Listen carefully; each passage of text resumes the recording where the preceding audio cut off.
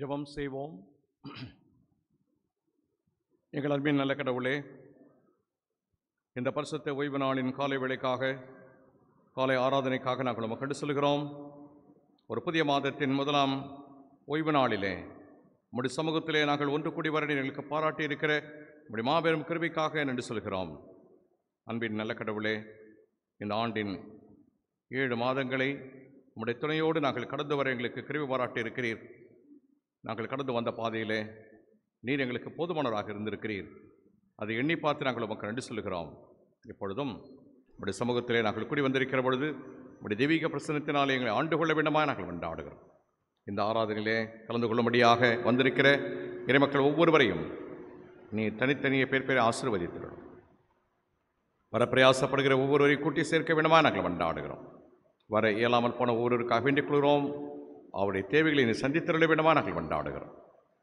உடைய சமூகத்திலே நாங்கள் தரித்திருக்கிற நேரம் எங்களுக்கு ஆசீர்வாதமான நேரமாக அமைய அருள்தார். எங்களையும் இந்த ஆராதனை கரங்களில் தருகிறோம். பொறுப்பேற்றுக் கொள்ளும், ஆசீர்வதித்தருளும். மீட்பர் இயேசுவின் மூலமாக ஜெபத்தை எடுக்கிறோம் பரலோக பிதாவே, ஆமென். நம்முடைய ஆராதனைக்கு துவக்கமாக கிறிஸ்து சபை பாமாலைகளிலே முதலாவது பாமாலை பாடுவோம். ஆத்மமே உன்னாண்டவரின்.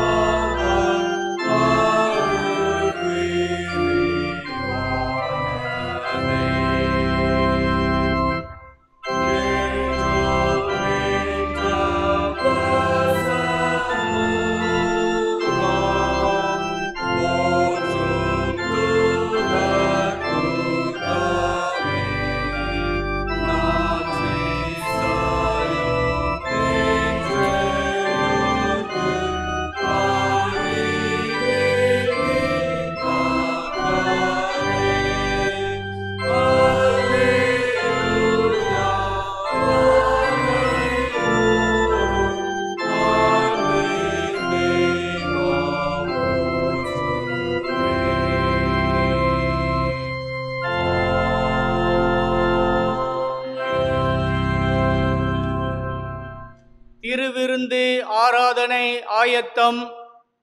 நாம் நின்றவாறே ஜெபம் செய்வோம். எல்லா இருதயங்களையும், எல்லா விருப்பங்களையும், எல்லா இரகசியங்களையும் அறிந்திருக்கின்ற சர்வ வல்லமையுள்ள கடவுளே, நாங்கள் தேவரீரிடத்தில் பரிபூரணமாய் அன்பு கூறவும், மது தூய நாமத்தை உத்தமமாய் மாட்சிப்படுத்தவும் உமது தூய ஆவியின் ஏவுதலால் எங்கள் இருதயத்தின் சிந்தனைகளை சுத்தம் பண்ணி அருள எங்கள் ஆண்டவராகிய இயேசு கிறிஸ்துவின் வழியாய் வேண்டிக் கொள்ளுகிறோம். ஆமென். அனைவரும் சேர்ந்து சொல்லுவோம். உன்னதத்தில் இருக்கிற தேவனுக்கு மகிமையும் பூமியிலே சமாதானமும் மனிதர் மேல் பிரியமும் உண்டாவதாக. கர்த்தராகிய பராபரனே, பரமராஜாவே, சர்வத்துக்கும் வல்ல பிதாவாகிய தேவனே, உம்மை துதிக்கிறோம். உமது சிறந்த மகிமை நிமித்தமுக்கு தோத்திரம் செலுத்துகிறோம்.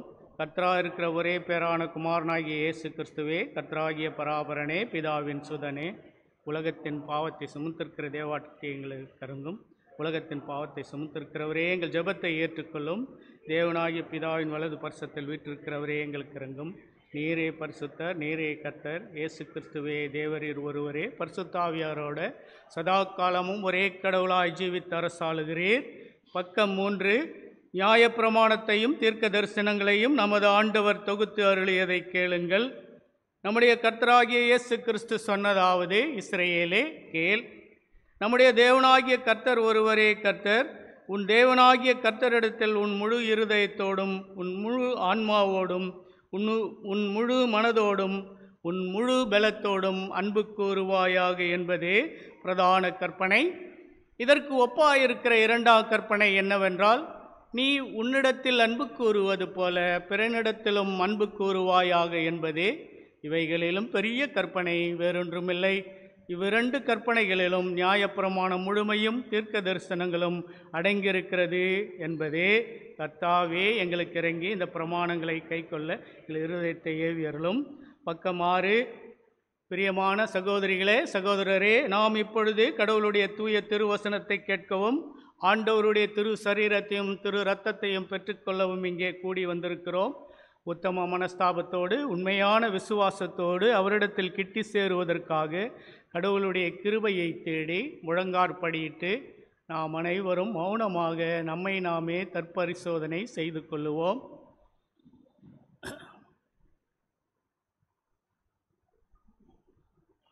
உங்கள் பாவங்கள் நிமித்தம் முழு இருதயத்தோடு உண்மையாய் மனஸ்தாபப்பட்டு பிறரிடத்தில் அன்பும் சிநேகமுமாயிருந்து இனி கடவுளுடைய கற்பனைகளை கைக்கொண்டு புதிதாக்கப்பட்டவர்களாய் அவருடைய தூய மார்க்கத்தில் நடப்போம் என்று தீர்மானித்திருக்கிற நீங்கள் நமது ஆண்டவர் இயேசு கிறிஸ்துவின் வழியாய் சர்வ வல்லமையுள்ள கடவுளோடு ஒப்புரவாகும்படி மறுபடியும் உங்கள் பாவங்களை மனத்தாழ்மையாய் அறிக்கையிடுங்கள்.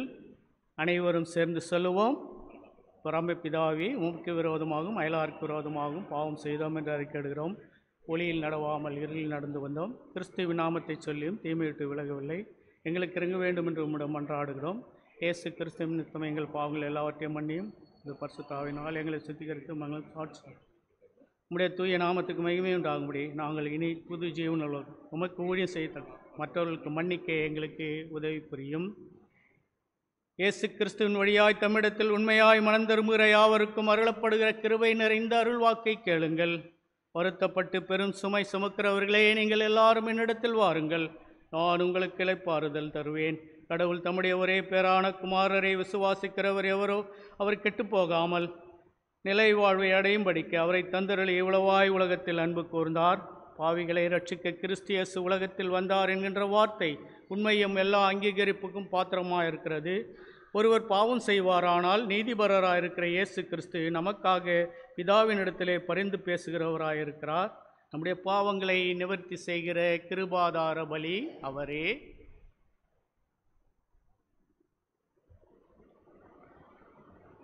நம்முடைய பரமபிதாவாகிய சர்வவல்லமையுள்ள கடவுள் உத்தம மனஸ்தாபத்தோடும் உண்மையான விசுவாசத்தோடும் தம்மிடத்திற்கு மனம் திரும்பி தங்கள் சகோதர சகோதரி குற்றங்களை மன்னிக்கிற யாவருக்கும் பாவ மன்னிப்பை அருளிச்சோர் வீந்தரக்கமாய் வாக்குத்தத்தம் செய்திருக்கிறார். அவர் நம்முடைய ஆண்டவர் இயேசு கிறிஸ்து நிமித்தம் இறங்கி பாவங்கள் எல்லாவற்றையும் மன்னித்து அவைகளை விடுதலையாக்கி சகல நன்மைகளை உறுதிப்படுத்தி நிறுத்தி நித்திய ஜீவ கரையில் சேர்ப்பாராக.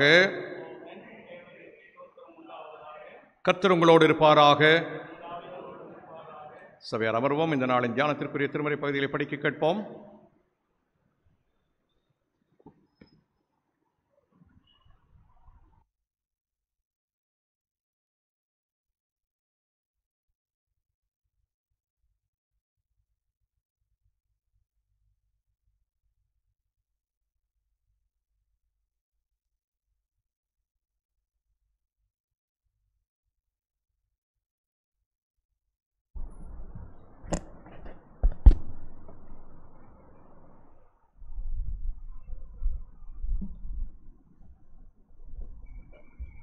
கர்த்தரின் மகா பரிசுத்த நாமத்துக்கு ஸ்தோத்திரம் உண்டாவதாக. இன்றைய தினம் வாசிக்கும்படி கொடுக்கப்பட்டிருக்கிற வேத வசனங்கள் தூய மத்தேயு எழுதிய நற்செய்தி நூல் அதிகாரம் 13 வசனங்கள் 1 முதல் 9 முடிய. தூய மத்தேயு அதிகாரம் 13 வசனங்கள் 1 முதல் 9 முடியாது. இயேசு அன்றைய தினமே வீட்டிலிருந்து புறப்பட்டு போய் கடலோரத்திலே உட்கார்ந்தார். திரளான ஜனங்கள் அவரிடத்தில் கூடி வந்தபடியால் அவர் படவில் ஏறி உட்கார்ந்தார். ஜனங்கள் எல்லோரும் கரையிலே நின்றார்கள். அவர் அநேக விசேஷங்களை உவமைகளாக அவர்களுக்கு சொன்னார். கேளுங்கள், விதைக்கிறவன் ஒருவன் விதைக்க புறப்பட்டான். அவன் விதைக்கையில் சில விதை வழியருகே விழுந்தது. பறவைகள் வந்து அதை பட்சித்து போட்டது. சில விதை அதிக மண்ணில்லாத கற்பாறையில் இடங்களில் விழுந்தது. மண் ஆழமாய் இராததினால் அது சீக்கிரமாய் முளைத்தது. வெயில் ஏறின போதோ தீந்து போய் வேரில்லாமையால் உலர்ந்து போயிற்று. சில விதை முள்ளுள்ள இடங்களில் விழுந்தது. முள் வளர்ந்து அதை நெருக்கி போட்டது. சில விதையோ நல்ல நிலத்தில் விழுந்து அது சிலது 100ஆகவும் சிலது 60ஆகவும் சிலது 30ஆகவும் பலன் தந்தது. கேட்கிறதற்கு காதுள்ளவன் கேட்க கடவன் என்றார். ஆண்டவர் இயேசுக்கே மகிமை உண்டாவதாக.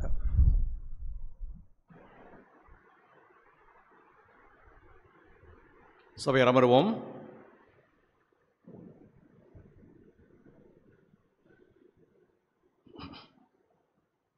இருந்த வண்ணமாக கண்களை மூடி தலையிலே தாழ்த்தி ஜெபிப்போம்.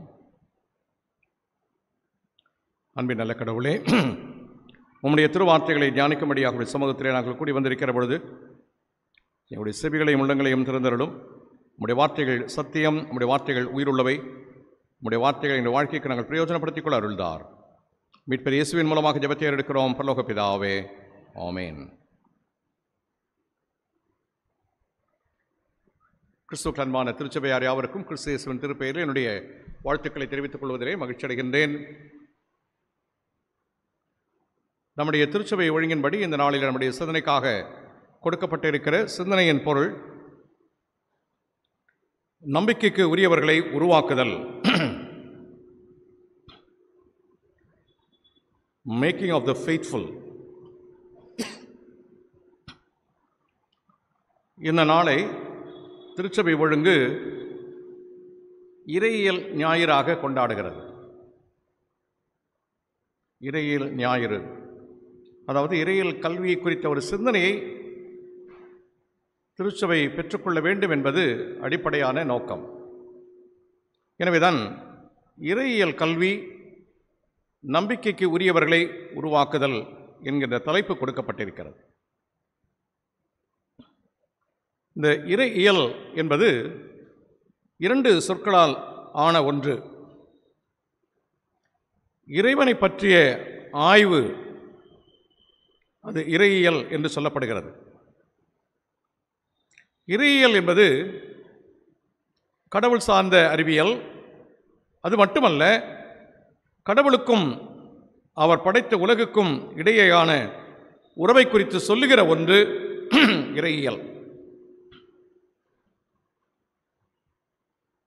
கடவுளை குறித்து சொல்லுகிற சிந்தனை மட்டுமல்ல, கடவுளால் படைக்கப்பட்ட படைப்புகளையும் அதோடு உள்ள ஒரு உறவையும் குறிப்பிடுகிற ஒன்றுதான் இறையியல்.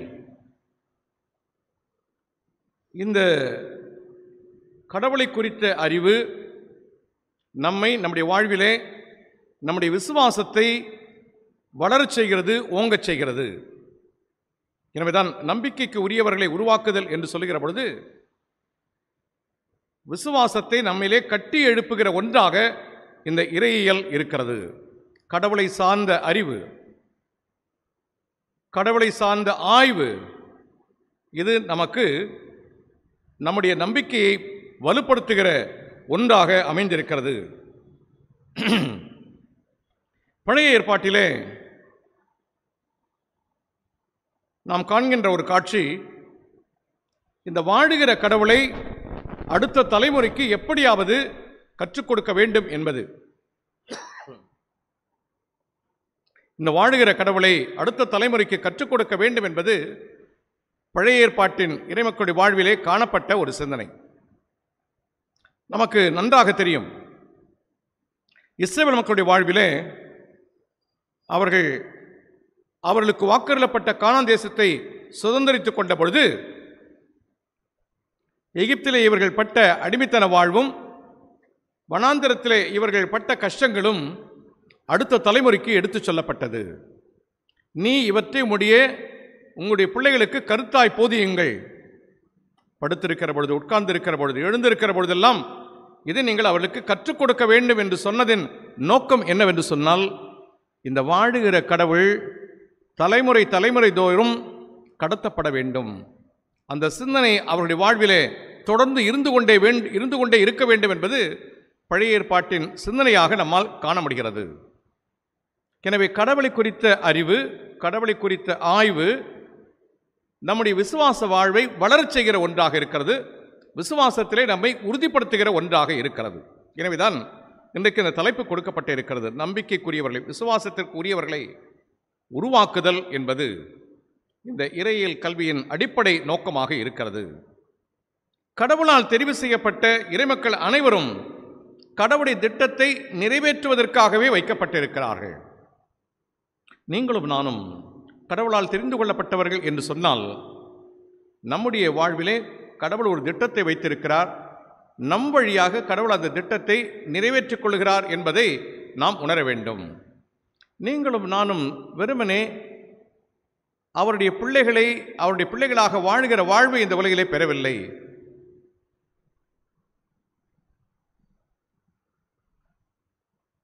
இது நாம் நம்முடைய வாழ்விலே உணர்ந்திருக்க வேண்டிய அடிப்படையான சிந்தனை. கடவுள் ஒவ்வொருடைய வாழ்விலேயும் ஒரு உன்னத நோக்கத்தை வைத்திருக்கிறார் என்கிற உணர்வு நமக்கு இருக்க வேண்டும். ஆனால் அது இல்லாமல் போன ஒரு சூழல் ஏற்பட்ட பொழுது பவுலடிகளார் ரோமாபுரிக்கு எழுதுகிற பொழுது தன்னுடைய ஆதங்கத்தை வெளிப்படுத்துகிறார். ரோமருக்கு எழுதிய நிருபம் 1 அத்தியாயம் 28 வாக்கியத்திலே நாம் பார்க்கிறோம், தேவனை அறியும் அறிவை பற்றி கொண்டிருக்க அவர்களுக்கு மனதில்லாதிருந்தபடியால், கடவுளை பற்றி கொண்டு இருக்க வேண்டும் என்கின்ற அறிவு அவர்களுக்கு இல்லாமல் போனபடியால் என்று பவுல் அங்கே அங்கலாய்க்கிறதை நம்மால் காணப்படுகிறது. இது மட்டுமல்ல, பவுலடிகளார் திருச்சபைகளுக்கு எழுதுகிற பொழுது மறுபடியுமாக அதை சொல்லிக்கொண்டே இருக்கிறார். தீமோத்தேயுவுக்கு எழுதிய 1 நிருபம் 6 அத்தியாயம் 13 வாக்கியத்திலே நாம் படிக்கிறோம், நம்முடைய கர்த்தராகிய இயேசு கிறிஸ்து பிரசன்னமாகும் வரைக்கும் நீ இந்த கற்பனையை மாசில்லாமலும் குற்றமில்லாமலும் கைக்கொள்ளும்படிக்கும், எல்லாவற்றையும் உயிரோடு இருக்க செய்கிற தேவனுடைய சன்னிதானத்திலேயும் பொந்திய பிலாத்துவின் முன்னின்று நல்ல அறிக்கையை சாட்சியாக விளங்கப்படின கிறிஸ்து இயேசுவினுடைய சன்னிதானத்திலேயும் உனக்கு கட்டளையிடுகிறேன் என்று சொல்லுகிற பொழுது, நீ இவற்றை உன்னுடைய வாழ்விலே கடைபிடிக்க கற்றுக்கொள்ள வேண்டும் என்று சொல்கிறார். கடவுளை அறிகிற அறிவை பற்றி கொண்டிருக்க மனதில்லாதிருக்கிறீர்கள் என்று ரோமாபுரிக்கு எழுதுகிற பொழுதும், தீமோத்தேயுவுக்கு தன்னுடைய ஆலோசனையாக சொல்லுகிற பொழுது, நீ இந்த இறைவார்த்தைகள் வழியாக இறை அறிவிலே உறுதியாக இருக்க வேண்டும் என்றும் பவுல் கற்றுக் கொடுக்கிறார். எனவே அடிப்படையாக இன்றைக்குரிய சிந்தனை என்னவென்று சொன்னால், கடவுளை அறிகிற அறிவு, கடவுளை ஆய்ந்து பார்க்கிற ஒரு அறிவு, அது இறையியல். இது நம்மை நம்பிக்கையிலே வளரச் செய்கிற ஒன்றாக இருக்கிறது. இன்றைக்கு நாம் இந்த கடவுளை அறிகிற அறிவை பெற்றுக்கொள்வதற்கு நமக்கு இருக்கிற ஒரே ஒரு சான்று, ஒரே ஒரு வழி, வேத புத்தகம். இந்த வேத புத்தகத்தை நாம் படிப்பதற்கு, தியானிப்பதற்கு எவ்வளவு நேரத்தை செலவிடுகிறோம் என்பதை நாம் எண்ணி பார்க்க வேண்டும். அது மட்டுமே கடவுளை அறிகிற அறிவை நமக்கு பெற்றுத்தரும். திருமறையை படிப்பதும் திருமறையை தியானிப்பதும் நம்முடைய வாழ்விலே தொடர்ச்சியாக நடைபெறும் என்று சொன்னால், நாம் கடவுளிலே வளர்கிற வளர்ச்சியை நம்முடைய வாழ்விலே காண முடியும். ஒரு பெரிய மெச்சூரிட்டி லெவலுக்குள்ளே நாம் போக முடியும். அது யாரெல்லாம் ரெகுலராக வேதத்தை வாசித்து தியானிக்கிறார்களோ அவருடைய வாழ்விலே அது நிச்சயமாக விளங்கும் என்பதற்கு எந்த சந்தேகமும் கிடையாது. ஒருவேளை நான் 20 வயதிலே எப்படி இருந்தேனோ அப்படியே 40 வயதிலேயும் இருக்கிறேன், 40 வயதிலே நான் எப்படி இருக்கிறேனோ அப்படியே 60 வயதிலேயும் இருக்கிறேன் என்று சொன்னால், என்னுடைய ஆன்மீக வாழ்விலே ஒரு வளர்ச்சியோ அல்லது முதிர்ச்சியோ இல்லை என்று சொன்னால் தெளிவாக தெரியும், நான் வேதத்தை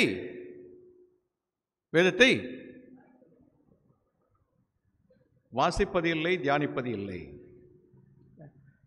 கடவுளால் தெரிந்து கொள்ளப்பட்ட பிள்ளைகளாக நமக்கு இருக்கிற ஒரு பெரிய கடமை, பொறுப்பு எது என்று சொன்னால், கடவுள் நமக்கு பொக்கிஷமாக கொடுத்திருக்கிற கடவுளுடைய வார்த்தைகளை படிப்பதும் தியானிப்பதும், இதன் வழியாக நம்முடைய விசுவாசத்தை வளர்த்துக் கொள்வதும் என்பதை நாம் நிச்சயமாக உணர்ந்திருக்க வேண்டும்.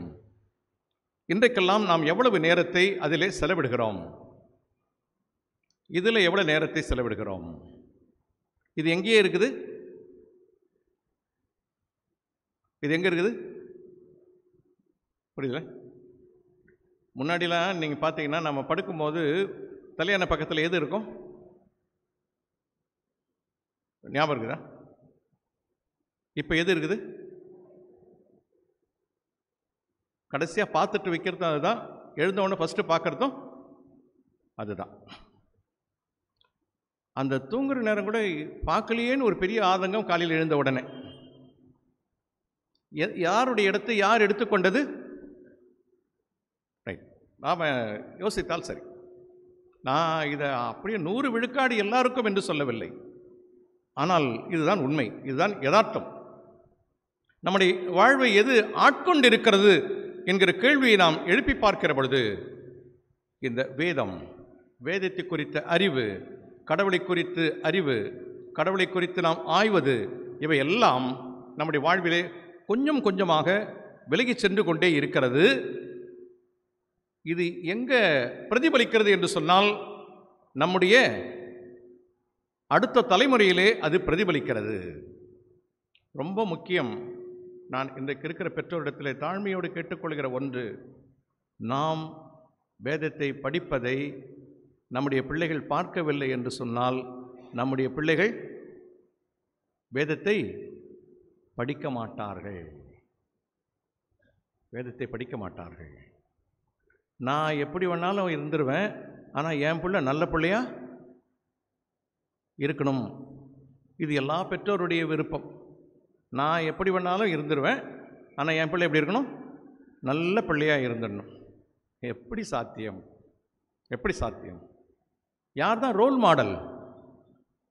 பேரண்ட்ஸ் தான் ரோல் மாடல். இல்லத்திற்குள்ளே முதல் முன்மாதிரி பெற்றோரே. அப்புறம் தான் அவங்க சொசைட்டிக்குள்ளே போகிறாங்க. சொசைட்டி பெரிய இம்பேக்ட் அவர்களுக்கு ஏற்படுத்தலாம். ஆனால் ஃபஸ்ட்டு ரோல் மாடல் யார் என்று சொன்னால் பெற்றோர் மட்டுமே. எனவே இந்த வேதம், கடவுளை குறித்த அறிவு, கடவுளை குறித்த ஆய்வு என்பது நம்மை நம்முடைய விசுவாச வாழ்விலே வளரச் செய்கிற ஒன்று என்பதை நாம் உணர்ந்திருக்க வேண்டும். ஓரிரு சிறிய குறிப்புகளை மட்டும் நான் உங்களுக்கு முன்பாக வைக்க விரும்புகிறேன். இந்த கடவுளை குறித்த அறிவு முதலாவதாக நம்முடைய வாழ்விலே செய்கிற ஒன்று, அவபக்தியை நம்முடைய வாழ்விலிருந்து அகற்றுகிறது. அவபக்தியை நம்முடைய வாழ்விலிருந்து அகற்றி நம்பிக்கையிலே வளரச் செய்கிறது.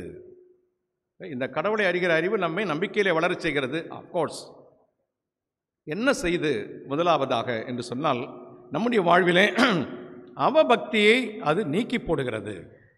நிறைய நேரத்தில் நாம் வரட்டு வேதாந்தம் பேசி கொண்டிருப்போம். இதெல்லாம் நடக்கணும்னு இருந்துச்சு, நடந்துச்சு இல்லை. இது ஒரு அவபக்திக்குரிய ஸ்டேட்மெண்ட். பக்திக்குரிய ஸ்டேட்மெண்ட்டாக இருக்க வேண்டும் என்று சொன்னால், இது எனக்காக கடவுள் திட்டமிட்டது, டிசைன்ட் பை காட், இதை நான் ஏற்றுக்கொள்ள வேண்டும்.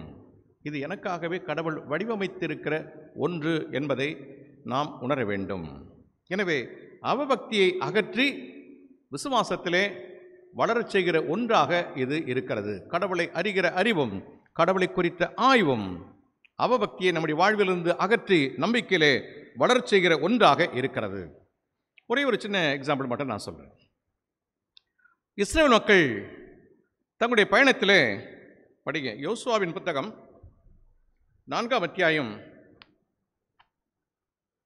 7ஆம், நான் முதலிருந்தே படிக்கிறேன், 1-2 வசனத்திலிருந்து 3ஆம் வசனத்திலிருந்து. இங்கே யோர்தானின் நடுவிலே ஆசாரியர்களின் கால்கள் நிலையாய் நின்ற இடத்திலே 12 கற்களை எடுத்து அவைகளை உங்களோட கூட அக்கறைக்கு கொண்டு போய் நீங்கள் இன்று இரவில் தங்கும் ஸ்தானத்திலே அவைகளை வையுங்கள் என்று அவர்களுக்கு கட்டளையிடுங்கள் என்றார். அப்பொழுது யோசுவா இஸ்ரவேல் புத்திரர்கள் ஒவ்வொரு கோத்திரத்திற்கு ஒவ்வொருவராக ஆயத்தப்படுத்தியிருந்த 12 பேரை அழைத்து அவர்களை நோக்கி, நீங்கள் யோர்தானின் மத்தியில் உங்கள் தேவனாகிய கர்த்தரின் பெட்டிக்கு முன்பாக கடந்து போய் உங்களுக்குள்ளே ஒரு அடையாளமாய் இருக்கும்படிக்கு இஸ்ரவேல் புத்திரருடைய கோத்திரங்களின் இலக்கத்திற்கு சரியாக உங்களில் ஒவ்வொருவன் ஒவ்வொரு கல்லை தன் தோளின் மேல் எடுத்துக்கொண்டு போங்கள். நாளை இந்த கற்கள் ஏதென்று உங்கள் பிள்ளைகள் உங்களை கேட்கும்போது நீங்கள் கர்த்தருடைய உடன்படிக்கை பெட்டிக்கு முன்பாக யோர்தானின் தண்ணீர் பிரிந்து போனதினால் அவைகள் வைக்கப்பட்டிருக்கிறது. யோர்தானை கடந்து போகிற பொழுது யோர்தானின் தண்ணீர் பிரிந்து போயிற்று. ஆகையால் இந்த கற்கள் இஸ்ரவேல் புத்திரருக்கு என்றைக்கும் நினைப்பூட்டும் அடையாளம் என்று சொல்லுங்கள் என்றான். வெட்டியா இந்த கல்லை நீங்கள் எடுத்துக்கிட்டு போல, யோர்தானில் நீங்கள் கால் வைத்த பொழுது தண்ணீர் 2ஆக பிரிந்தது. என்ன ஜோக்கா? என்ன வித்தையா? அவபக்தி இல்லை. இது வாழும் கடவுள் எங்களுடைய வாழ்விலே நிறைவேற்றிய ஒன்று என்று நீங்கள் சாட்சி பகர வேண்டும். அதற்கு அடையாளம்தான் இந்த கற்கள். இது உன்னுடைய சந்ததிக்கு நீ சொல்லுவதற்காக நீ இதை எடுத்துச் செல்ல வேண்டும் என்று அவளுக்கு வலியுறுத்தப்பட்டது. எனவே இந்த கடவுளுடைய வார்த்தைகள் அவபக்தியை நீக்கி நம்பிக்கையிலே நம்மை வளரச் செய்கிற ஒன்றாக இருக்கிறது. இதை நீ உன்னுடைய தலைமுறைக்கு நீ கருத்தாய் சொல்ல வேண்டும். அன்றைக்கு யோர்தானிலே கால் வைத்த பொழுது தண்ணீர் பிளந்தது. அதற்கு அடையாளம்தான் அங்கிருந்து எடுக்கப்பட்ட இந்த கற்கள் என்பதை நீ அவளுக்கு நினைப்பூட்ட வேண்டும் என்று சந்ததிக்குரிய செய்தி அங்கே சொல்லப்படுகிறது. தலைமுறை தலைமுறையாய் இந்த அவபக்தி ஆட்கொண்டு விடக்கூடாது என்பதற்காக அதற்கு நினைவாக சாட்சியாக இவைகள் சொல்லப்படுகிறதை நாம் காணுகின்றோம். தொடர்ந்து பவுலடிகளார், நாம் புதிய ஏற்பாட்டை படிக்கிற பொழுது பவுலடிகளார் இந்த அவபக்தியிலே திருச்சபை ஆட்கொண்டு விடக்கூடாது என்பதற்காக பவுலடிகளார் ஒரு சில அறிவுரைகளை கூறுகிறதை நாம் படிக்கின்றோம். 1 தீமோத்தேயு 4ஆம் அத்தியாயம் 13ஆம் வாக்கியத்திலே,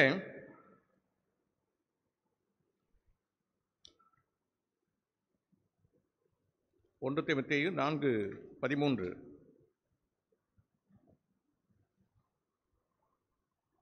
நான் வளருமளவும் வாசிக்கிறதிலும் புத்தி சொல்லுகிறதிலும் உபதேசிக்கிறதிலும் ஜாக்கிரதையாய் இரு.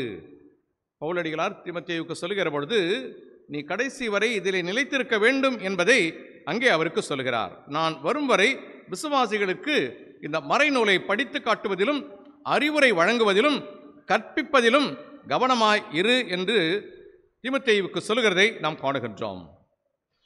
6ஆம் அத்தியாயம் 11ஆம் வாக்கியத்தில் படிக்கிறோம், நீயோ தேவனுடைய மனுஷனே இவைகளை விட்டோடி நீதியையும் தேவ பக்தியையும் விசுவாசத்தையும் அன்பையும் பொறுமையையும் சாந்த குணத்தையும் அடையும்படி நாடு. இது அங்கே அவளுக்கு சொல்லப்படுகிறது. இந்த அவபக்தி நீங்கும்படியாக இவற்றையெல்லாம் நீ செய்ய வேண்டும் என்பது அங்கே அவளுக்கு சொல்லப்படுகிறதை நாம் காணுகின்றோம். எனக்கு அன்பானவர்களே, இந்த கடவுளை குறித்த அறிவு, கடவுளை குறித்த ஆய்வு முதலாவதாக நம்முடைய வாழ்விலே விசுவாசத்தை வளரச் செய்கிறது. அவபக்தியை நீக்கி விசுவாசத்திலே வளரச் செய்கிறது. இரண்டாவதாக இந்த கடவுளுடைய வார்த்தை, கடவுளை குறித்த ஆய்வு நம்மை நம்பிக்கையிலே வளரச் செய்கிறது, விசுவாசத்திலே வளரச் செய்கிறது. அதைரியத்தை நீக்கி, முதலாவதாக அவபக்தியை நீக்கி நம்பிக்கையிலே வளரச் செய்கிறது. இரண்டாவதாக அதைரியத்தை நீக்கி நம்மை விசுவாசத்திலே வளரச் செய்கிற ஒன்றாக இருக்கிறது. சங்கீதங்களின் புத்தகம் 1ஆம் சங்கீதத்திலே நாம் படிக்கிறோம். சங்கீதம் 1 வசனங்கள் 2, 3 படிங்க.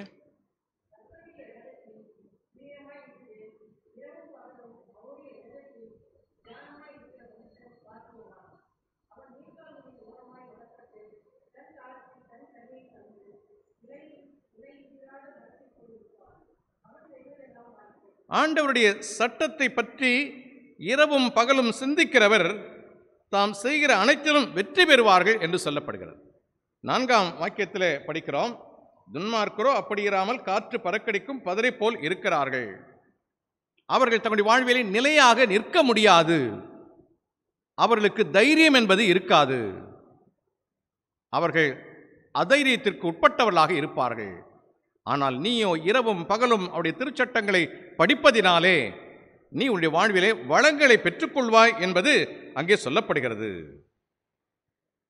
யோபுவின் புத்தகம் 23ஆம் அத்தியாயம் 10ஆம் வாக்கியத்திலே படிக்கிறோம். யோபு 23:10 ஆனாலும் நான் போகும் வழியை அவர் அறிவார், அவர் என்னை சோதித்த பின் நான் பொன்னாக விளங்குவேன். தன்னுடைய துன்ப வேளையிலும் துணிவோடு யோபுவால் இதை சொல்ல முடிகிறதை நம்மால் காண முடிகிறது. ஏனென்று கேட்டால் அவருடைய வாழ்விலே அவருக்கு ஏற்பட்ட சோதனைகள் அவரிலே அதைரியத்தை கொண்டு வரவில்லை. கடவுளை குறித்த அறிவு அவரை இன்னும் அதிகமாக தைரியப்படுத்தியது. அவருடைய விசுவாசத்திலே அவர் உறுதியோடு இருப்பதற்கு அவருக்கு துணை புரிந்தது. நான் யோபுவின் புத்தகத்தை படிக்கிற பொழுதெல்லாம் ஒரு பக்கம் எனக்குள்ள ஒரு சின்ன யோசனை வரும். அட போயா அப்படின்னு போயிட்டு இருப்பனோ அப்படின்னு சொல்லி. இல்லை, யோபு எவ்வளவு ஸ்ட்ராங்காக நின்னார் அப்படின்றதுக்கு இந்த புத்தகம், நாம் வேதத்தில் படிக்கிற ஒவ்வொரு புத்தகங்களும் நமக்கு ஒரு செய்தியை சொல்லிக்கொண்டே இருக்கிறது. நம்முடைய விசுவாச வாழ்விலே நாம் உறுதியோடு இருப்பதற்குரிய சிந்தனையை அது நமக்கு கற்றுக் கொடுத்து கொண்டே இருக்கிறது. யோபுவினுடைய வாழ்விலே சந்தித்த இந்த நிலையிலே அவர் அதைரியம் என்பதை மிக இலகுவாக ஏற்றிருக்கலாம். ஆனால் தைரியமாக யோபுவால் நிற்க முடிந்ததற்கு காரணம் கடவுளை குறித்த அறிவு, கடவுளை குறித்த ஆய்வு.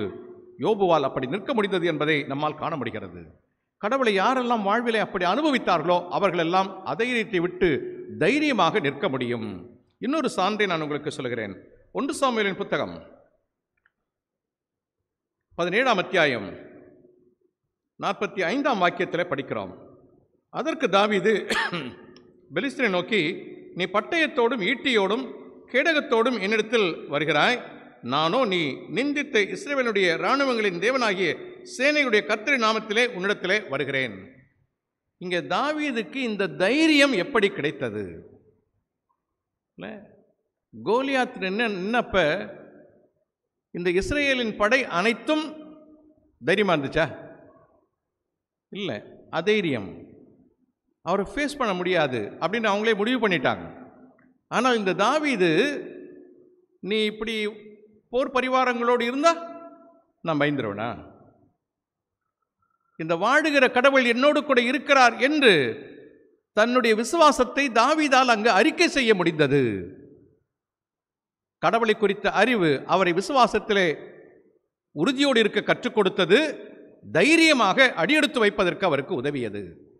எனவே இந்த கடவுளை குறித்த அறிவு நம்முடைய வாழ்வின் அதைரியத்தை நீக்கி தைரியத்தை கொடுக்கக்கூடிய ஒன்றாக இருக்கிறது. நான் ரொம்ப சிம்பிளாகவே ஒரு விஷயம் சொல்கிறேன். நமக்கு நம்முடைய வாழ்வில் சோதனைகள், போராட்டங்கள் ஏற்படுகிற பொழுது ஒன்றுமே இல்லை, கடைசி எங்கே வருவோம்?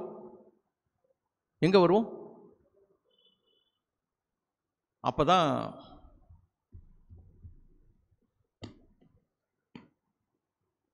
அங்கே வருவோம். புரியுதில்ல? அப்போ நமக்கே தெரியும் என்னன்னு. என்னுடைய வாழ்வில் நான் வலுவிழந்து நிற்கிற பொழுது, அதைரியமோடு இருக்கிற பொழுது எனக்கு இருக்கிற ஒரு பெரிய பூஸ்ட் எதுதான்?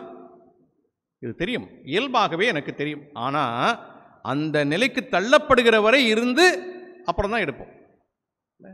தாவீதால் அங்கு நிற்க வைக்கப்பட்ட பொழுது உடனடியாக சொல்கிறான், என்னன்னு, நீ இவ்வளவு போர்க்களங்களோடு வந்தால் நான் பயந்துருவேனா? இந்த வாழுகிற கடவுளின் தைரியத்தோடு நான் வருகிறேன் என்று சொன்னால் அவரை தன்னுடைய வாழ்விலே எந்த அளவிற்கு அறிந்திருக்க வேண்டும், ஆய்ந்திருக்க வேண்டும், உள்வாங்கி இருக்க வேண்டும் என்பதை நம்மால் உணர முடிகிறது. கடவுளை குறித்த அறிவும் ஆய்வும் அதைரியத்தை நீக்கி தைரியத்தை கொண்டு வருகிற ஒன்று என்பதை நாம் விளங்கிக் கொள்ள அழைக்கப்படுகின்றோம். நிறைவாக இந்த கடவுளை குறித்த அறிவும் ஆய்வும் அகத்தெளிவை நமக்கு தருகிற ஒன்றாக இருக்கிறது. நம்பிக்கையிலே வளரச் செய்கிறது. அது அகத்தெளிவை நமக்கு தருகிற ஒன்றாக இருக்கிறது. இறை அறிவு என்பது அகத்தெளிவை, அதாவது விசுவாச வாழ்விலே உறுதியோடு நடப்பதற்கு அது துணை புரிகிற ஒன்றாக இருக்கிறது என்பதை நம்மால் காண முடிகிறது.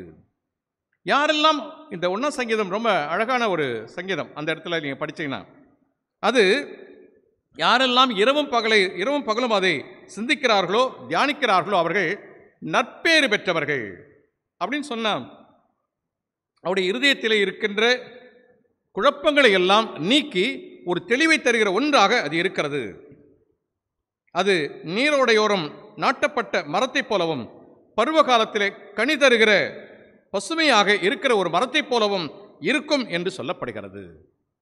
அப்படியானால் உள்ளத்திலே இருக்கிற எல்லா குழப்பங்களையும் நீக்கி அது பேறு பெற்றவர் என்கின்ற நிலையை நம்முடைய வாழ்விலே பெற்றுத்தருகிற ஒன்றாக இருக்கிறது.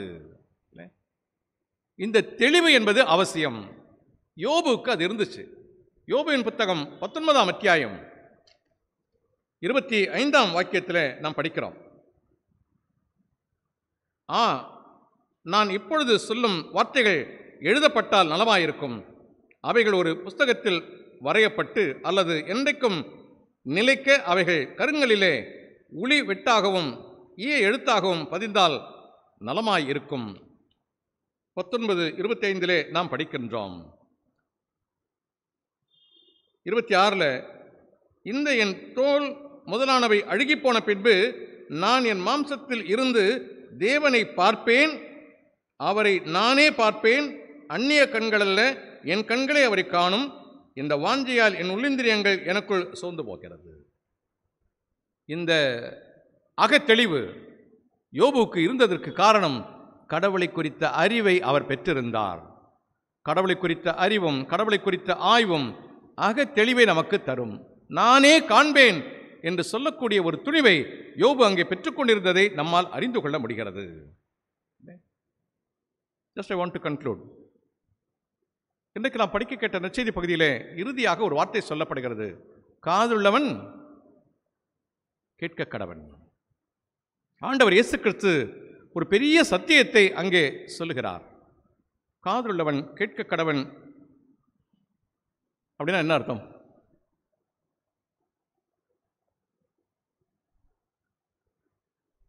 இல்லை, இப்போ நான் சொல்றது உங்களுக்கு கேட்குதா இல்லையா? என்னன்னா, யாரெல்லாம் லிசன் பண்ணீங்களோ அப்படின்ற ஒரு விஷயத்த சொல்கிறார்.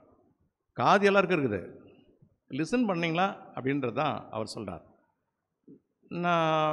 நாம் இப்போல்லாம் எப்படி இருக்கிறோம் அப்படின்னு சொன்னால், ரொம்ப ப்ரீ ஆக்குபைடாகவே இருக்கிறோம். இப்போது 7:25 என்பது தான் உண்மை. நாம் ஒருவேளை 6:45 கூட இருக்கலாம். எங்கே பொதுவாக சொல்லுவாங்க பழையல, கதவு பூட்டினேன், கேஸ் ஆஃப் பண்ணேன்.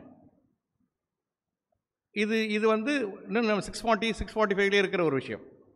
பட் 7:25 அப்படின்னு சொன்னால் நம்ம எங்கே இருக்கிறோம் அப்படின்றது. இப்போ நாம் எங்கேயோ பின்னால் இருந்தோம்னா இப்போ 7:25 நடக்கிறது எதுவுமே போகாது.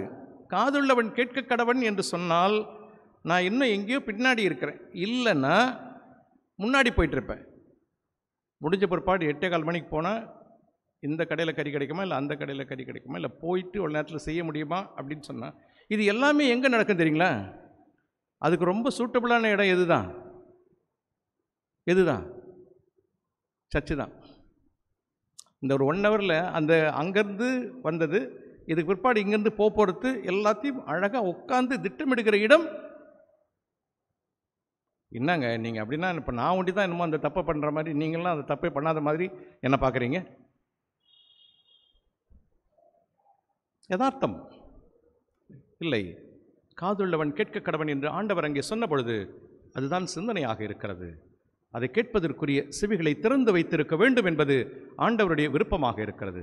கடவுளை குறித்த அறிவு, கடவுளை குறித்த ஆய்வு நம்மை விசுவாசத்திலே வளரச் செய்கிற ஒன்றாக இருக்கிறது. நாம் வேதத்தை படிப்பதற்கும் தியானிப்பதற்கும் உரிய நேரத்தை கொடுக்க நாம் எதிர்பார்க்கப்படுகிறோம். நாம் கொடுத்தால் மட்டுமே நம்முடைய அடுத்த தலைமுறை கொடுக்கும். அதற்காக தான் அங்கு சொல்லப்பட்டிருக்கிறது, இவற்றையெல்லாம் உன்னுடைய அடுத்த தலைமுறைக்கு நீ கருத்தாய் போதிக்க வேண்டும் என்று சொல்லப்பட்டிருக்கிறது. நீ அவற்றை நினைப்பூட்டி கொண்டே இருக்க வேண்டும். இன்றைக்கெலாம் நான் நிறைய நேரத்தில் என் சிறுமையில் இது சொல்லியிருக்கிறேன், சொல்லினே தான் இருப்பேன். இன்றைக்கி நம்ம பிள்ளைங்களுக்கு நம்ம பழைய ஸ்டோரி சொன்னோம்னா அந்த பிள்ளைங்க என்ன சொல்லுவாங்க? இது 101வது தடவை கேட்குறேன் அப்படின்னு நம்ம பிள்ளைங்க சொல்லும். ஏன்னா அவங்க எக்ஸ்பீரியன்ஸ் பண்ணல இல்லை. சட்டியில் இருந்த பழைய சோற்றை தண்ணீர் பிழிந்து எடுத்து போட்டு சாப்பிட்ட அனுபவம் அவர்களுக்கு கிடையாது. நோனோ இன்றைக்கி என்ன தெரியுமா மெனு அப்படின்னு சொல்கிற ஜென்ரேஷன். இருந்ததை மட்டுமே சாப்பிட்டு படுத்துக்கொண்ட காலம் என்பது வேறு, எனக்கு இது மட்டுமே வேண்டும் என்று சொல்கிற தலைமுறை வேறு. அப்படி இருக்கிற பொழுது அந்த அனுபவம் அந்த பிள்ளைகளுக்கு கிடையாது. இல்லை, கொடுக்க வேண்டியவர்கள் நாம் என்பதை உணர வேண்டும். அவர்களுக்கு அதை நாம் கொடுக்க வேண்டும் என்று சொன்னால் நாம் முதலாவதாக அதை அவர்களுக்கு முன்பாக வாழ்ந்து காட்ட வேண்டியவர்களாக இருக்கிறோம். கடவுளை குறித்த அறிவும் ஆய்வும் நம்மை விசுவாசத்திலே வளரச் செய்கிற ஒன்று. கண்களை மூடி தலைகளை தாழ்த்தி ஜெபிப்போம். அன்பின் நல்ல கடவுளே, இந்த நாளுக்காக, இந்த நாளின் சிந்தனைகளுக்காக நன்றி சொல்கிறோம். உம்முடைய வேதத்தின் வழியாய் வேதத்தை குறித்த சிந்தனையை நீர் எங்களுக்கு நினைப்பூட்டி இருக்கிறீர். நாங்கள் அதிலே நிலைத்திருக்க அருள்தாரும். மீட்பர் இயேசுவின் மூலமாக ஜெபத்தை எடுக்கிறோம் பரலோக பிதாவே, ஆமென்.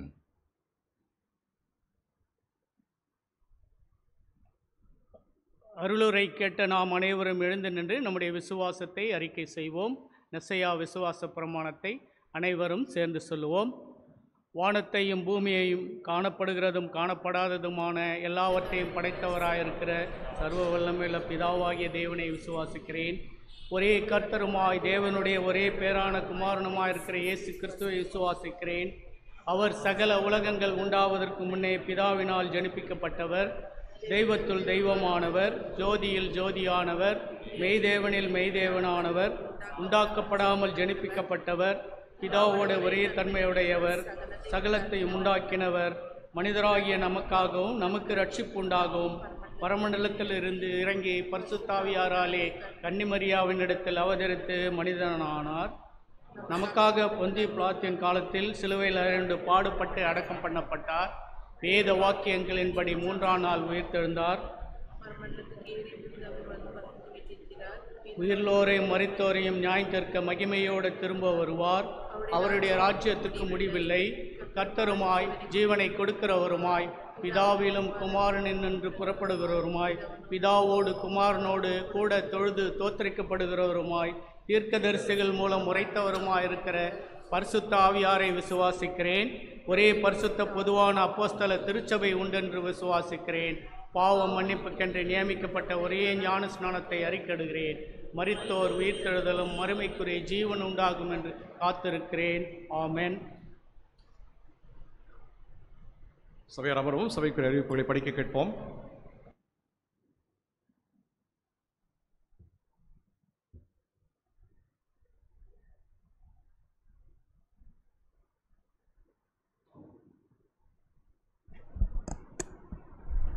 கிறிஸ்துவுக்குள் அன்பான திருச்சபை இறைமக்களே, உங்கள் அனைவரையும் இயேசு கிறிஸ்துவின் திருப்பெயராலே வாழ்த்தி வரவேற்கிறோம். புதிதாக இந்த ஆராதனையில் பங்கு பெறும் உங்களையும் சிஎஸ்ஐ உயிர்த்தெழுதலின் ஆலய குடும்பமாக வாழ்த்தி வரவேற்கிறோம். இன்று திருவிருந்து ஆராதனைக்கு உதவி செய்கிற சகோதரர் சிந்தனை செல்வன் அவர்களுக்கு திருச்சபையின் சார்பிலே நன்றியினை தெரிவித்துக் கொள்கிறோம். இன்று காலை 8:30 மணி ஆராதனை தொடர்ந்து ஆலய ஆண்டு விழா தொடர்பாக பிளானிங் மீட்டிங் நடைபெறும். எனவே சேகர குழு உறுப்பினர்களும் அனைத்து ஐக்கிய குழுக்களின் பொறுப்பாளர்களும் கலந்து கொள்ளும்படி கேட்டுக்கொள்கிறோம். அதனைத் தொடர்ந்து சண்டே ஸ்கூல், யூத் ஃபெலோஷிப் மற்றும் மென் ஃபெலோஷிப் கூடுகை நம்முடைய ஆலயத்திலே நடைபெறும். இன்று மாலை 6:45 மணிக்கு மாலை ஆராதனை நடைபெறும்.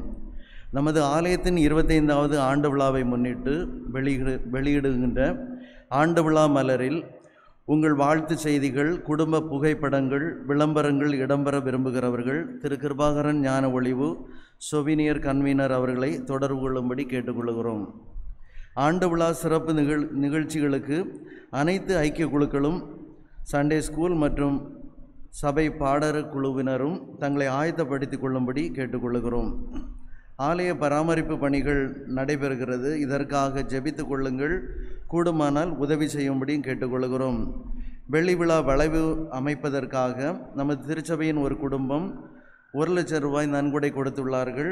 திருச்சபையின் சார்பில் அவர்களுக்கு நன்றியினை தெரிவித்துக் கொள்கிறோம். கடவுள் அவர்களை நிறைவாக ஆசீர்வதிப்பாராக. வருகின்ற வெள்ளிக்கிழமை காலை 10 மணிக்கு உபவாச ஜெபமும், சனிக்கிழமை மாலை 5:45 மணிக்கு ஜூனியர் கொயர் பயிற்சியும், மாலை 6:45 மணிக்கு சீனியர் கொயர் பயிற்சியும் நம்முடைய ஆலயத்திலே நடைபெறும். நம்முடைய ஆலயத்தின் 25வது ஆண்டு விழா வெள்ளி விழா கொண்டாடப்படுகிறது. இது நன்றி ஏறெடுப்பு ஆராதனையாக வருகின்ற ஞாயிற்றுக்கிழமை காலை 7 மணிக்கு நடைபெறும். ஆகவே திருச்சபையர் அனைவரும் வருகின்ற ஞாயிற்றுக்கிழமை காலை 7 மணிக்கு ஆலயத்திற்கு வரும்படி கேட்டுக்கொள்கிறோம். ஆராதனை தொடர்ந்து காலை சிற்றுண்டி வழங்கப்படும். அதனைத் தொடர்ந்து ஆண்டு விழா சிறப்பு நிகழ்ச்சிகள் நடைபெறுகின்றது. இறுதியாக ஐக்கிய உணவு பரிமாறப்படும். எனவே திருச்சபை இறைமக்கள் அனைவரும் குடும்பமாக பங்கு பெறும்படி அன்போடு கூட அழைக்கிறோம். கார் பார்க்கிங் செய்கிறவர்கள் கவனத்திற்கு, அடுத்த வாரம் கடைசியாக இறுதி வரையிலும் இருக்கிறவர்கள் மாத்திரம் கார் பார்க்கிங் உள்ளாக விடும்படி கேட்டுக்கொள்கிறோம். நம்ம பஸ்ஸில் போயிட்டு இடையில கார் எடுக்கிறவங்க தயவுசெய்து உள்ளே விடாதவாறு பார்த்து கொள்ளும்படி கேட்டுக்கொள்கிறோம். சென்ற வார காணிக்கை விவரம். இன்றும் இவ்வார நாட்களிலும் தங்கள் பிறந்த நாள் மற்றும் திருமண நாள் காண்கிற நம்முடைய திருச்சபை அன்பர்களை இயேசு கிறிஸ்துவின் திருப்பெயராலே வாழ்த்துகிறோம். பிறந்த நாள் காண்கிறவர்கள் 3/8 mister Paul Murugan, 4/8 master I Timothy Paul, master M Sam Jebasingh, master P Joel Richard, missus M Mahiba, 5/8 missus M Kuma, master S Nibin Elson, master J S. Jai Akash, mister H Daniel Jabaraj, 6/8 miss M Tabitha Devakirubai, mister M Naresh, 7/8 missus K Pushpam Arul, 8/8 doctor Jeritton Pervin, baby E Meredith, mister S Ebenezer Paul Rathnaraj, mister A Gabriel Joshua, mister R K Ramya, missus R Jemima Helen Augusta, mister B G Sarvit Kiruba, 9/8 miss S Vinciya, missus Mini John, miss D Disha Sharmin, missus P Sobhana என்பவர்கள் பிறந்த நாளை காண்கிறார்கள். திருமண நாள் காண்கிறவர்கள் 8/8 mister D John Selvasingh, missus Pani John என்பவர்கள் திருமண நாளை காண்கிறார்கள். காணிக்கை பாடல் பாடப்படும் போது சிறப்பு நாள் காண்கிறவர்கள் முன்பதாக வரும்படி அன்போடு அழைக்கிறோம். ஆயரவர்கள் ஜெபிப்பார்கள். நன்றி. கிறிஸ்துவுக்குள் பிரியமானவர்களே, உங்களை அவருக்கும் ஆண்டவர் இயேசு கிறிஸ்துவின் திருப்பெயரில் என்னுடைய வாழ்த்துக்களை தெரிவித்துக் கொள்வதிலே மகிழ்ச்சி அடைகின்றேன். ஒரு நீண்ட எதிர்பார்க்கு பிறகு நம்முடைய பேராயத்திற்கு நம்முடைய பேராயர் அவர்கள் தெரிவு செய்யப்பட்டிருக்கிறார்கள். நேற்றைய தினத்திலே நடைபெற்ற தெரிவிலே ஆயர் அருள் திரு பால் பிரான்சிஸ் ஆயர் அவர்கள் பேராயராக தெரிவு செய்யப்பட்டிருக்கிறார்கள் என்பதை மகிழ்ச்சியோடு தெரிவித்துக் கொள்கின்றேன். இன்றைக்கு பிற்பகல் 3 மணிக்கு தூய ஜார்ஜ் கதீட்ரல் பேராலயத்திலே பேராயரை திருநிலைப்படுத்துகிற வழிபாடு நடைபெற இருக்கிறது. இது திருச்சபைக்கு அறிவிக்கப்படுகிறது. இயன்றவர்கள் அந்த சிறப்பான வரலாற்று சிறப்புமிக்க வழிபாட்டிலே கலந்து கொள்ள நாம் அழைக்கப்படுகிறோம். இயன்றவர்கள் அதற்காக நீங்கள் ஜெபிக்க அன்போடு கூட நான் கேட்டுக்கொள்கிறேன். நமக்கென்று ஒரு பேராயர் இல்லாமல் ஒரு பெரிய இடைவெளி, நம்முடைய அநேக பணிகள் நடைபெறுவதற்கு அது ஒரு சில வழியாக இருந்தது. ஆனால் ஒரு பெரிய எதிர்பார்ப்பிற்கு பிறகு நமக்கென்று ஒரு பேராயர் நேற்றைய தினத்திலே தெரிவு செய்யப்பட்டிருக்கிறார். நமக்கு அருகிலே இருக்கின்ற அசோக் நகர் வெற்றி சிலுவை ஆலயத்தினுடைய ஆயர், ஒரு நீண்ட அனுபவம் மிக்க ஆயர் அவர்கள், ஆயருடைய துணைவியார் ஆயரம்மா அவர்களும், ஆயர் அருள் திரு இந்திரா பால் அவர்கள், ஆயர் அருள் திரு பால் பிரான்சிஸ் அவர்கள் நம்முடைய பேராயத்தின் 14வது பேராயராக தெரிவு செய்யப்பட்டிருக்கிறார்கள் என்பதை நான் தெரிவிக்கிறேன். அவர்களுக்காகவும் அவருடைய தொடர்ந்த பேராய திருப்பணிகளுக்காகவும் நாம் ஜெபிக்க அழைக்கப்படுகின்றோம். 3 மணிக்கு கதிரில் பேராலயத்திலே வழிபாடும், அதைத் தொடர்ந்து லைட் ஆடிட்டோரியத்திலே அவர்களுக்குரிய வரவேற்பு நிகழ்ச்சியும் நடைபெறும். சேரர்கள் அறிவித்த வண்ணமாக அடுத்த ஞாயிற்றுக்கிழமை 7 மணிக்கு நம்முடைய வழிபாட்டை துவங்குகிறோம். Please be on time. நாம் காலையில் 7 மணிக்கு கரெக்டாக வந்துட்டோம்னு சொன்னால் நம்முடைய நிகழ்வை சரியான நேரத்தில் முடிப்பதற்கு அது உதவியாக இருக்கும். சேகரக்குழு அதில் ரொம்ப கருத்தாக இருக்காங்க. உரிய நேரத்திலே மத்திய உணவை கொடுத்து விட வேண்டும் என்பதற்காக. அதே நேரத்தில் இந்த நிகழ்வுகளை எதையும் நாம் குறைத்து விட முடியாது. ஒன்ஸ் அ வைல் நாம் ஒரு பெரிய செலிப்ரேஷன், அந்தந்த குழுவுக்கும் ஐக்கிய சங்கங்களுக்கும் உரிய நிகழ்வுகள், அதை எதையுமே கட் பண்ண முடியாது. எனவே அவைகளுக்கு உரிய நேரத்தை நாம் கொடுக்க வேண்டும். அதே நேரத்திலே மத்திய உணவையும் சரியான நேரத்திலே கொடுக்க வேண்டும். அப்படியானால் சரியான நேரத்திலே நம்முடைய காலை வழிபாட்டை நாம் துவங்க வேண்டும். காலை வழிபாடு முடிந்தவுடனே அனைவருக்கும் உரிய ஐக்கிய சிற்றுண்டி ஒழுங்கு செய்யப்பட்டிருக்கிறது. ஒரு 30 நிமிடங்களுக்குள்ளாக, கொஞ்சம் கவுண்டர்ஸ் அதிகமாக வைக்கிறேன்னு சொல்லியிருக்காங்க. ஸோ நாம் ஒரு ½ அன் ஹவரில் பிரேக்ஃபாஸ்ட் முடிச்சுட்டு நாம் சர்ச்சுக்குள்ளே வந்தோம்னா இம்மீடியட்டாக நாம் ப்ரோக்ராம்ஸை துவங்குவதற்கு அது வசதியாக இருக்கும். நேற்றைய தினத்திலே தான் பேராயர் தெரிவு செய்யப்பட்டிருக்கிறபடினாலே இன்றைக்கு நான் சந்தித்து அவரிடத்திலே 10ஆம் தேதி வருவதற்குரிய அழைப்பை கொடுக்க இருக்கிறேன். அவர் என்ன டிசைட் பண்ணுவார்னு தெரியாது. ஆனால் டைசசன் ஆஃபீஸர்ஸை நாம் ஏற்கனவே அழைத்திருக்கிறோம். எனவே நமக்கு அன்றைக்குரிய சிறப்பு விருந்தினர் ஒருவேளை பேராயர் அவர்கள் இசைவு தெரிவிப்பார் என்று சொன்னால் பேராயர் அவர்கள் வருவார்கள். வர நாம் கட்டாயப்படுத்துவோம். அப்படி இல்லை என்று சொன்னால் டைசன் ஆஃபீஸர்ஸை நாம் அழைத்திருக்கிறோம். சோவினர் மறுபடியும் கொஞ்சம் ஞாபகம் வச்சுங்க.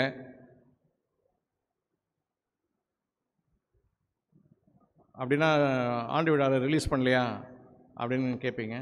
ஆண்டு விழாவில் ரிலீஸ் பண்ணுற மாதிரி ரிலீஸ் பண்ணுறோம். ரைட். ஸோ அன்றைக்கு அந்த நிகழ்வு கண்டிப்பாக நடைபெற வேண்டும். ஸோ சோவினர் ரிலீஸ் அன்னைக்கு இருக்குது. இருந்தாலும் நாம் கொஞ்சம் காலத்தை நீட்டித்திருக்கிறோம். அன்னைக்கு வரையிலும் இல்லை புக்கை நாம் முடித்து சோவினர் ரிலீஸ் பண்ணுறோம். நான் ஏற்கனவே உள்ளத்தில் சொன்ன வண்ணமாக நாம் ஒரு 25வது ஆண்டு விழா அப்படின்னு சொல்லுகிற பொழுது இப்படி ஒரு சில நம்முடைய கட்டடத்தில் இருக்கிற ஒரு சில அமைப்புகளை மட்டும் மாற்றி அதன் நிறைவாக ஒரு பிரியாணி சாப்பிட்றதோட ஆண்டு விழா முடிஞ்சிடாது, ஜூப்ளி முடிஞ்சிடாது. ஒரு 25 இயர்ஸ் நம்முடைய ஃபெய்த் ஜேர்னி அப்படின்னு சொல்லும் போது கடவுள் நமக்கு செய்த எத்தனையோ நன்மைகளுக்கு மாறாக நாம் எதையாவது செய்ய வேண்டும்.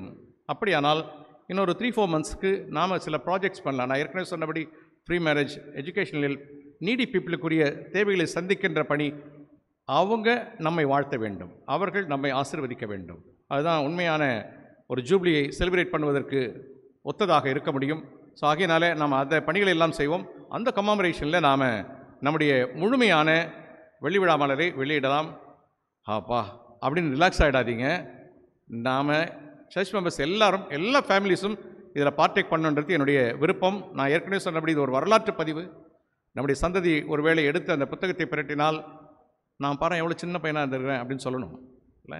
ஒரு 25 இயர்ஸ் கழித்து அப்படி ஒரு வரலாற்று பதிவாக அது இருக்க வேண்டும். எனவே நீங்கள் அதை கவனத்தில் கொள்ள நான் உங்களை அன்போடு கூட கேட்டுக்கொள்கின்றேன். செயலர்கள் சொன்ன வண்ணமாக வாகனங்களை நாம் பார்க் பண்ணுறதுக்கு ஒரு குறிப்பிட்ட நேரத்திற்குள்ளாக வருகிறவர்கள் மட்டுமே நாம் உள்ளே பார்க் பண்ண முடியும். ஸோ அங்கே உள்ளே எவ்வளவு இடம் இருக்குதோ அதுக்கேற்ற மாதிரி. ஸோ அதனால் ஃபஸ்ட் கம் ஃபஸ்ட் சர்வ், நீங்கள் அவற்றையெல்லாம் கவனத்திலே கொண்டு நீங்கள் முன்கூட்டியே வரும்படி உங்களை நான் அன்போடு கூட கேட்டுக்கொள்கிறேன். அடுத்த ஞாயிற்றுக்கிழமை நடைபெறவிருக்கின்ற அந்த சிறப்பான ஆராதனைக்காகவும் தொடர்ந்து நடைபெறப் போகின்ற நிகழ்ச்சிகளுக்காகவும் நீங்கள் உங்களுடைய தனிப்பட்ட ஜெபத்திலையும் குடும்ப ஜெபத்திலையும் நான் ஜெபிக்க அன்போடு கூட கேட்டுக்கொள்கிறேன். இது ஏதோ ஒரு பெரிய செலிப்ரேஷன் அப்படி முடிஞ்சு போகிற ஒரு விஷயம் இல்லை. அது கடவுளுக்கு மகிமையாக நடைபெற வேண்டும், கடவுள் அதிலே மகிழ்ச்சி அடைய வேண்டும். எனவே நீங்கள் அதற்காக ஜெபிக்க நான் உங்களை அன்போடு கூட கேட்டுக்கொள்கிறேன். அது உண்மையிலேயே கடவுள் அதிலே மகிமைப்பட வேண்டும். நீங்கள் அதற்காக ஊக்கமாக ஜெபிக்க நான் உங்களை அன்போடு கூட கேட்டுக்கொள்கிறேன்.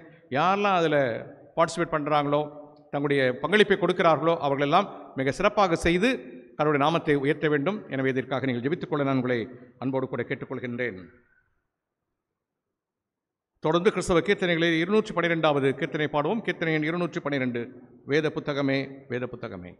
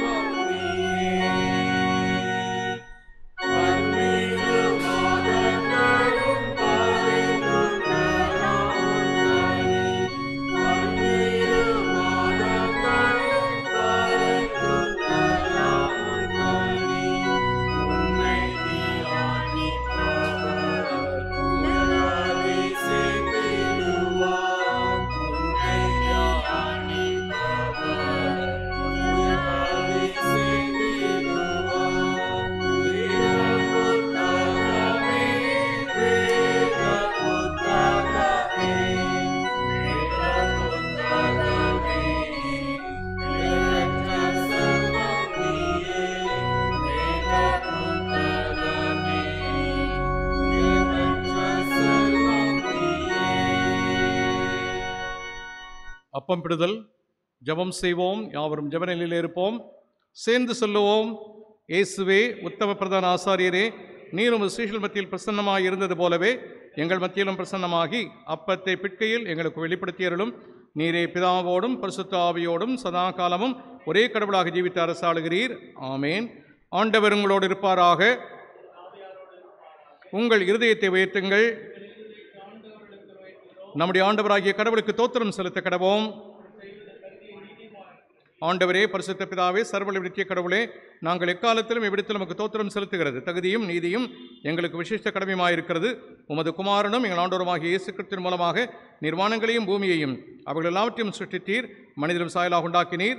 அவன் பாவத்தில் விழுந்தபோது புது சிருஷ்டியின் முதல் அவனை மீட்டுக் கொண்டீர்.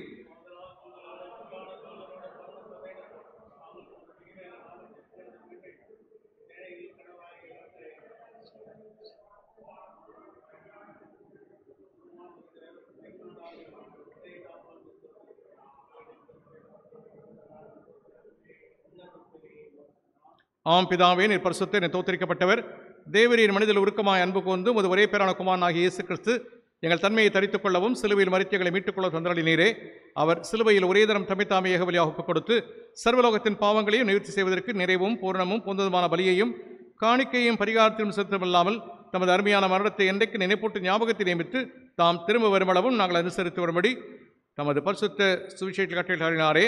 அவர் தாம் காட்டிக் கொடுக்கப்பட்ட ராத்திரியிலே அப்பத்தை எடுத்து தோத்திரம் பண்ணி அதை பெற்று சீஷலுக்கு கொடுத்து, நீங்கள் வாங்கி புசியுங்கள், இது உங்களுக்காக கொடுக்கப்பட்ட சரீரம், என்னை நினைவு கூறும்படி இது செய்யுங்கள் என்றார். அப்படியே போஜனம் பண்ணின பின்பு அவர் பாத்திரத்தையும் எடுத்து தோத்திரம் பண்ணி அவர்களுக்கு கொடுத்து, நீங்கள் எல்லோரும் இதிலே பானம் பண்ணுங்கள், இது பாவமன்னிப்புண்டாகும்படி உங்களுக்காகவும் அநேகருக்காக சிந்தப்படுகிற புதிய உடன்படிக்கையுடைய இரத்தம், இதை பானம் பண்ணும்பொழுதெல்லாம் என்னை நினைவு கூறும்படி இது செய்யுங்கள் என்று திருவிழமற்றினார்.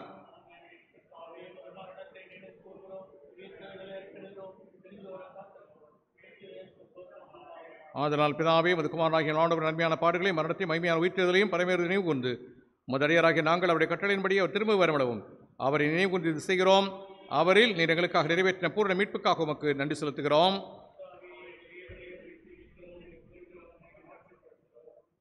இரக்கமுள்ள பிதாவே, நாங்கள் பிடிக்கிற அப்பம் கிறிஸ்துவனுடைய சரீரத்தின் ஐக்கியமாயும் நாங்கள் ஆசீர்வதிக்கிற பாத்திரம் கிறிஸ்துவனுடைய இரத்தத்தின் ஐக்கியமாயும் இருக்கும்படி எங்களையும் நீரே தன் அப்பத்தையும் திராட்சரசத்தையும் உமது பரிசுத்த ஆவியால் பரிசுத்தப்படுத்த வேண்டும் என்று மிகுந்த தாழ்மையோடு பிரார்த்திக்கிறோம். நாங்கள் எல்லாரும் ஆண்டவர் கிறிஸ்துவில் கூட்டி இணைக்கப்பட்டவர்களாகி விசுவாசத்தில் உரிமைப்படவும் தலையாகி அவருக்குள் எல்லாவற்றை உணர்வு கிருபை செய்யும். அவரோடும் பரிசுத்த ஆவியோடு ஐக்கியமாயிருக்கிற சர்வவல்ல பிதாவாகிய உமக்கு அவர் மூலமாய் சகல கனமும் மகிமையும் என்னென்றைக்கும் உண்டாவதாக. நமது ரட்சகராக இயேசு கிறிஸ்து கற்பித்தபடி அவரில் நமக்கு அருளப்பட்ட தைரியத்தோடு நாம் யாவரும் சேர்ந்து கர்த்தருடைய பற்றி சொல்லுவோம். பரமண்டலங்களில் இருக்கிற எங்கள் பிதாவே, உடைய நாமம் பரிசுத்தப்படுவதாக, உடைய ராஜ்யம் வருவதாக, உடைய சித்தம் பரமண்டலத்தில் செய்யப்படுகிறது போல பூமியிலையும் செய்யப்படுவதாக. அன்றுள்ள அப்பத்தை எங்களுக்கு தாரும். எங்களுக்கு விரோதமாக குற்ற செயல்களுக்கு நான் மன்னிக்கிறது போல எங்கள் குற்றங்களை எங்களுக்கு மன்னியும். எங்களை சோதனைக்குள் பிரவேசிக்க பண்ணாமல் தீமை எங்களை ரட்சித்துக் கொள்ளும். ராஜ்யமும் வல்லமையும் மகிமையும் என்னடிக்க உடையவர்களே. மனத்தாழ்மை ஜெபத்தை அவரும் சேர்ந்து சொல்லுவோம். இரக்கமுள்ள கர்த்தாவே, எங்கள் சுயநீதியை நம்பி நம்முடைய பந்தியில் சேர துணியாமல் தேவனுடைய அளவற்ற இரக்கத்தையே நம்பி சேர்கிறோம். உம்முடைய மேசின் குழும் துணிக்கைகளையும் பொறுக்கிக் கொள்ளலாம் பாத்திரல்லர். ஆனாலும் தேவரீர் எப்பொழுதும் இரக்கம் செய்கிற லட்சணமுடைய மாறாத ஆண்டவராக இருக்கிறீர்.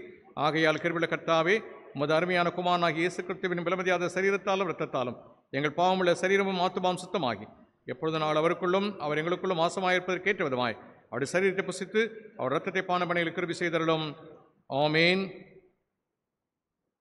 நாம் பிற்கிற அப்பம் கிறிஸ்துடைய சரீரத்தின் ஐக்கியமாக இருக்கிறது அல்லவா?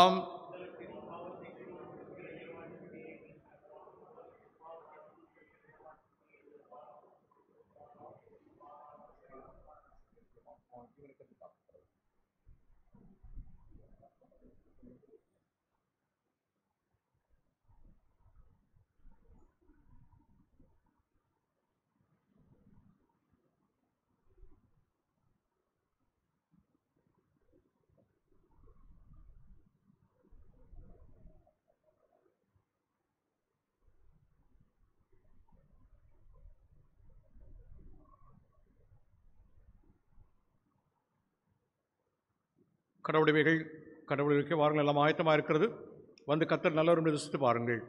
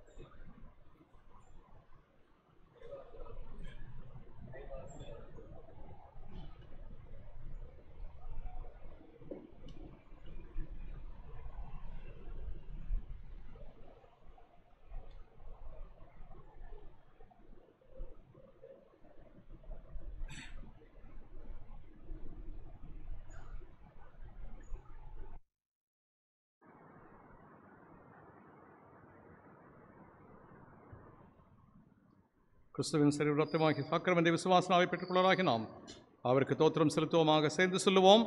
என் ஆத்துமாவே கர்த்தரை ஸ்தோத்திரி, என் முழு உள்ளுடைய பரிசுத்த நாமத்தை ஸ்தோத்திரி. என் ஆத்துமாவே கர்த்தரை ஸ்தோத்திரி, கர்த்தர் செய்த சகல உபகாரங்களையும் மறவாதே. ஆமேன். எல்லா புத்திக்கும் மேலான தெய்வ சமாதானம் உங்களோடு இருந்து நீங்கள் தேவனையும் அவருடைய போனாத இயேசு கிறிஸ்துவை பற்றி அறிவில் நிலைத்திருக்கும்படி உங்கள் இருதயத்தையும் சிந்தை காக்க கடவது. பிதா குமாரன் பரிசுத்த ஆவியுமாகிய சர்வ வல்லமை பொருந்திய ஆசீர்வாதம் உங்களுக்குள்ளே இருந்து எப்பொழுதும் உங்களோட நிலைத்திருக்க கடவது.